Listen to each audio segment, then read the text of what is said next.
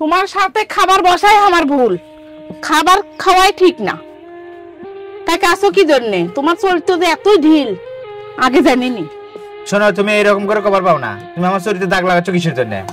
হ্যাঁ, খাবার বসে তুমি এরকম কুটকুট করবে, তাহলে কেন উঠে চলে যাবো? দেখো হয়নি কিসের কুটকুট করলাম? উচিত কথা বলে কুটকুট হয় না, ভালো কথা যে কই ওই জন্য গা ফুসকা ভরে যায়। খামই না, খাও তুমি। খাবার তো ঢোকেই না, তাও খাওয়া লাগে। কি করবো, স্বামীর বাড়ির ভাত ভালো হোক মন্দ হোক খাওয়াই লাগে।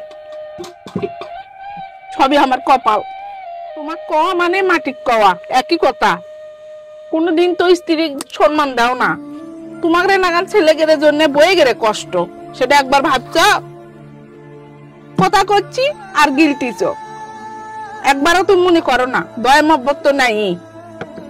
তোমরা ছেলেরা পারো বউকে কষ্ট দিবে।